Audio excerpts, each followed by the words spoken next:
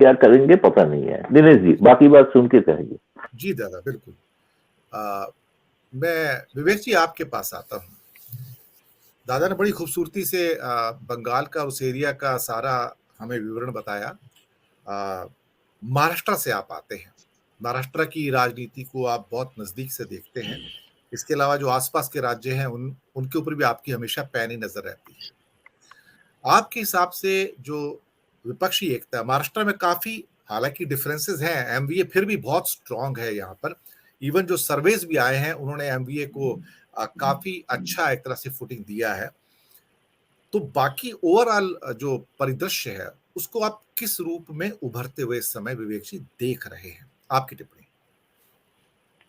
हाँ दिनेश जी, महाराष्ट्र में जैसे आपने कहा कि एमवीए काफ़ी स्ट्रांग फाउंडेशन पर है, ये तो दिख रहा है। लेकिन क्या है कि कभी कभी कुछ बातें, कुछ खटास डालने वाली बातें हो जाती है। जैसे परसों के प्रेस कॉन्फ्रेंस में राहुल गांधी ने सावरकर को लेकर जो बयान अननेसेसरली, उसकी कोई ज़रूरत नहीं थी। मेरा नाम सावरकर नहीं है, मैं गांधी हूँ।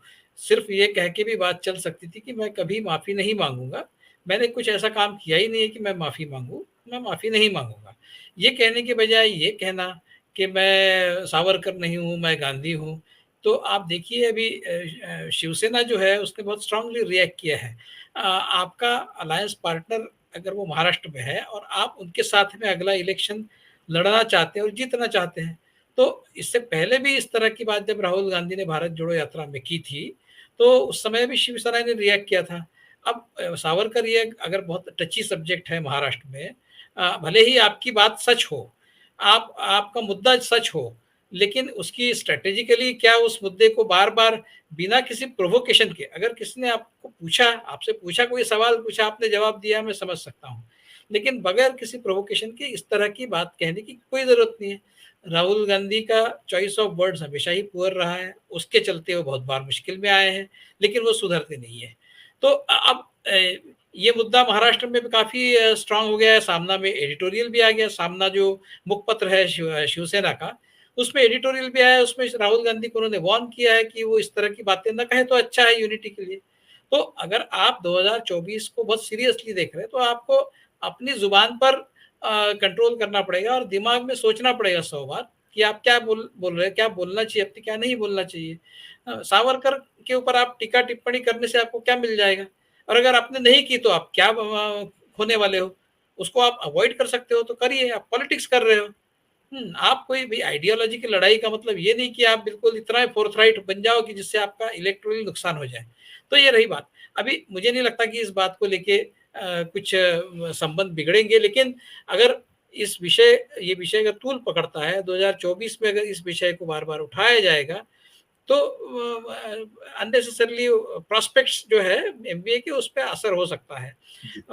लेकिन अभी फिलहाल बहुत ज्यादा ब्लो अप होगा ऐसा लग तो नहीं रहा है, बशर्ते कि राहुल गांधी फिर से कभी आने वाले समय में सावरकर की बात न करे। जहाँ तक लार्जर नेशनल यूनिटी की बात है अपोजिशन के, तो मुझे ये लगता है कि जैसे दादा ने कहा कि बंगाल में यूनिटी की कोशिश करने की क्या जरूरत है। देखिए, आपने पिछले कुछ दिनों में ममता बनर्जी का जो कंडक्ट है वो अगर देखा होगा, मुझे सबसे आश्चर्य तो ये बात का होता है कि बंगाल के जो नए गवर्नर है, जो धनखड़ जी जाने के बाद जो गवर्नर बने हैं, उनमें और वेस्ट बंगाल सरकार में जो एक सौहार्दपूर्ण रिश्ता बना है। पूरी कंट्रोवर्सीज खत्म ही हो गई जब से धनखड़ जी वहां गए हैं। और आज इंटरव्यू भी है इंडियन एक्सप्रेस में उनका, और उसमें बिल्कुल पॉइंटर्स इस दिशा में जाते हैं कि भाई वो किसी भी तरह से बंगाल सरकार के साथ में किसी भी तरह का झगड़ा नहीं करना चाहते। तो ये एक नई समझदारी जो है दोनों के बीच में जो दिख रही है, मुझे पता नहीं उसका कुछ राजनीतिक अर्थ निकाला जा सकता है या नहीं निकाला जा सकता है। लेकिन ममता बनर्जी जिस तरह से अपोजिशन यूनिटी के पक्ष में वार्म अप होने से मना कर रही है, वो, मैं ये नहीं कह रहा हूँ कि वो बीजेपी के पक्ष में वार्म अप हो रही है, लेकिन वो बीजेपी को अटैक करने से बच रही है। तो कहीं ना कहीं ममता बनर्जी जो है अपना पत्ता अभी खोलना नहीं चाहती है। और मुझे लगता नहीं कि अपोजिशन यूनिटी बंगाल में बिल्कुल होनी ही चाहिए, इस तरह की कोई कोशिश करना ज़रूरी है। इसलिए कि वहाँ पर कांग्रेस को वैसे भी कुछ बहुत ज़्यादा स्पेस बचा ही नहीं है, तो वहाँ कांग्रेस क्या लेगा? कांग्रेस ने सिर्फ इस बात पर अभी फ़ोकस करना चाहिए कि जिन स्टेट्स में वो अभी भी उसका अच्छा वोटर बेस है, उसपे वो फ़ोकस्ड तरीके से काम करे, वहाँ पर वो अलायंसेस करे। एक तो अलायंस उसका महाराष्ट्र में है ही, बिहार में उसका अलायंस है, कर्नाटक में वो जेडीयू के साथ में अलायंस बना सकता है और कर्नाटक में वो स्ट्रांग पोजीशन में है।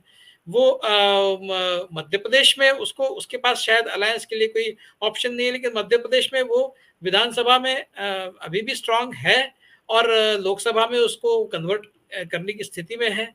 रहा सवाल राजस्थान का, तो राजस्थान में भी कांग्रेस अपने बलबूते पर स्ट्रांग है, तो उसको अलायंस बनाने की जो ज़रूरत है वो बिहार और कर्नाटक और महाराष्ट्र, इन 3 जगहों पर है जहाँ पर उसकी स्थिति अलायंस की काफ़ी अच्छी है।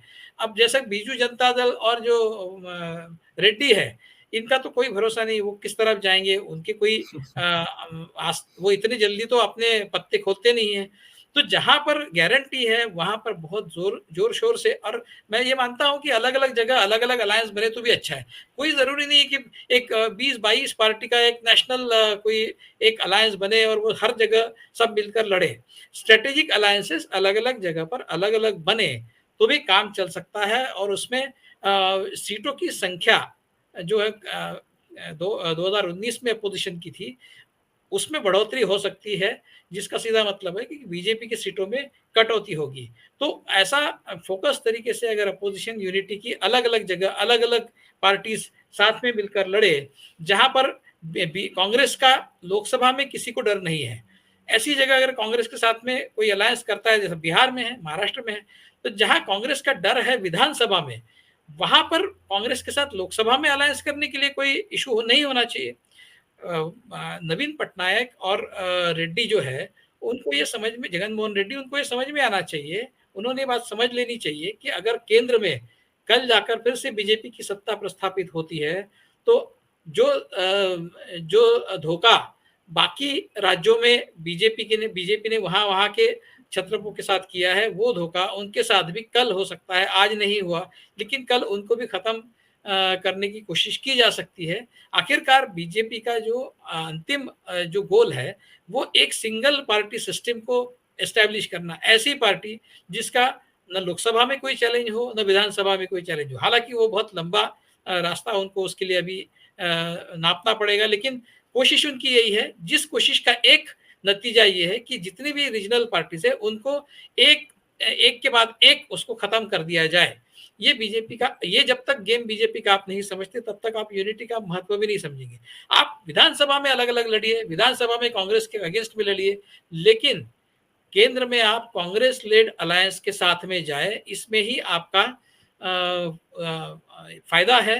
अगर आप ये नहीं करते हैं, तो आप बीजेपी को स्ट्रॉन्ग बनाने में ही योगदान देंगे, ऐसा मुझे लगता है। तो अलग-अलग जगह, अलग-अलग रीजनल अलायंसेस, लोकल अलायंसेस बने, ज़रूरी नहीं है कि नेशनल अलायंस एक कंप्लीट पूरा बने। ये ही स्ट्रैटेजी होनी चाहिए अपोज़िशन की, ऐसा मुझे लगता है दिनेश जी। बिल्कुल आपने सही कहा। दर्शक मित्रों